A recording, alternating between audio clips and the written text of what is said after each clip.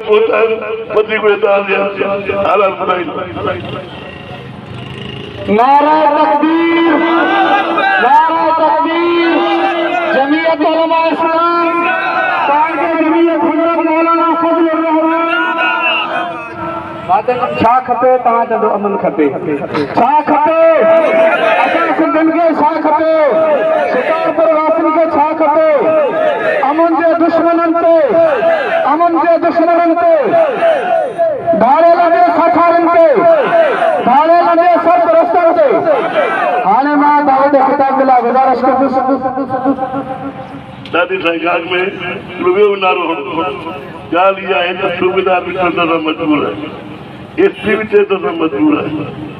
इहो चोर केरु डीआईजी ते डीआईजी लालकाणे ते डीआईजी लालकाणे ते आईजी सिंध ते आईजी सिंध ते अवाम जो दुश्मन इंतजामिया ते अवाम जो दुश्मन एसपी ते डीएसपी ते सूबेदारनि ते ॾाढो सही नारो। हाणे मां दावत ख़िताब जे लाइ गुज़ारिश कंदुसि। जमीयत उलमा इस्लाम जे शिकारपुर जा सेक्रेटरी जनरल मर्द मुजाहिद हज़रत मौलाना सैयद अब्दुल्ला महर साहिब खे हू जमात सां मुखातिब थियनि।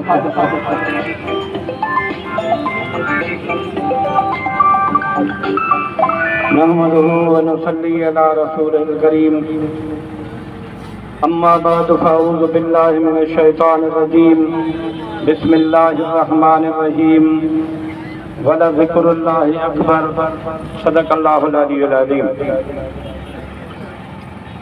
अॼु हीअ रैली ही धरणो उन नाल हुकूमत उन्हनि कमदारी कंदड़ ऑफिसर जे ख़िलाफ़ ये अवाम सरापा एहतजाज आहे। ज़िलो शिकारपुर बदअमनी जी बाहि में मरी रहियो आहे। इंतज़ामिया जे मथे ते का चूह बि जीअं चइबो त नथी चुरे। ॿुॾी मरणो खपे तव्हांखे जेकॾहिं तव्हां वटि अॼु गैरत जी जेकॾहिं ज़री बि आहे त थाणा ख़ाली करे हलिया वञो। हे अवाम पाण थाणा संभालींदो। हराम जूं पघारा खाओ था वेही करे।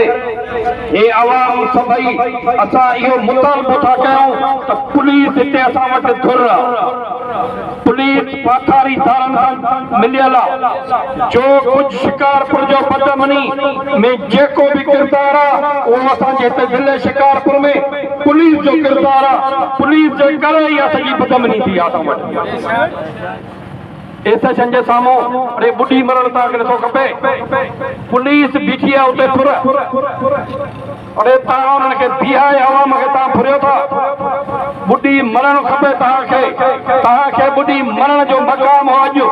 जेकॾहिं तव्हांखे सरे बराबरि बि तव्हांखे गैरत आहे एसपी साहब, जेकॾहिं तोखे सरे बराबरि बि गैरत आहे त अॼु शाम ताईं शिकारपुर ज़िलो ख़ाली करे वञ। चऊं त असां कोन थो हले।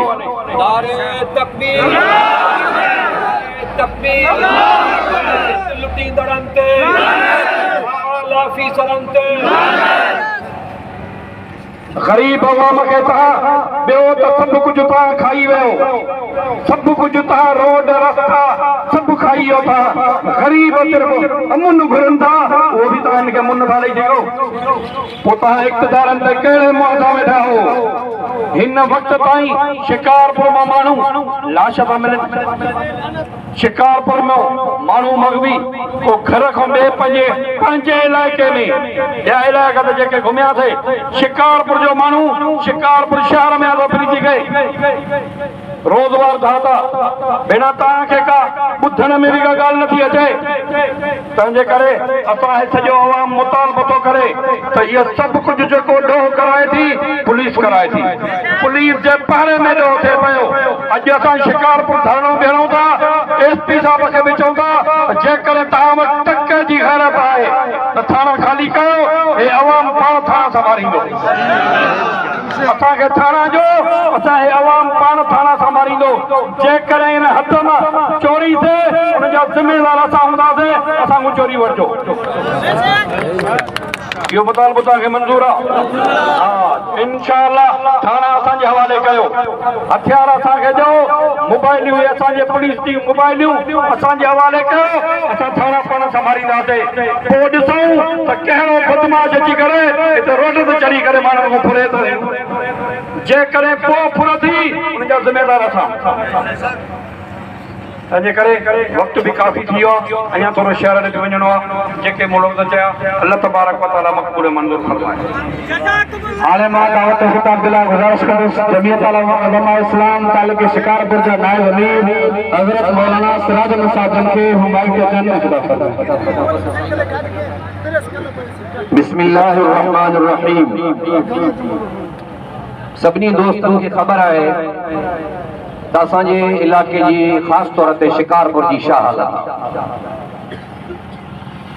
जेकॾहिं हुमायूं शरीफ़ जे बाईपास तां मोटरसाइकिल वञे थी थाणेदार चए थो ख़बर न अॻिलो जेको तव्हां वाइदो कयो इलेक्शन खां पहिरियों वारी जेका हुकूमत हुई हाणे बि त साॻी आहे जेके पहिरियों नानीअ वेड़ो हाणे बि त साॻियो नानीअ वेड़ो उहा वारी लिखत काॾे हुई जॾहिं तव्हां लिखत कई हुई त जे थाणे जे हद मां मोटरसाइकिल वेंदी त हद जो थाणेदार पाण वरड़ींदो हज़रत सईद अब्दुल्ला साईं जहिड़ो दरगाह वारो माण्हू सईद अब्दुल बारी जहिड़ो दरगाह वारो कुराड़ो माण्हू तव्हांजे थाणनि ते जी बार बार तव्हांखे मोटरसाइकिल या पेरनि ते पवे बग़ैर तो तव्हांखे हया नथो अचे तव्हांखे शर्म नथो अचे तव्हांखे ख़ुदा जो ख़ौफ़ नथो थिए असांजो दोस्त भाऊ सनाउल्लाह सूबरो कहिड़ो रखा पतियूं जेके मां अॻवा कयो आहे बशीर साहब बशीर अहमद पहोर गरीब मजदूर माण्हू ड्राइवर माण्हू उनखे अॻवा करण तव्हांखे कहिड़ा किरोड़ मिलंदा ऐं हरामियो तव्हांखे इहा ख़बर न आहे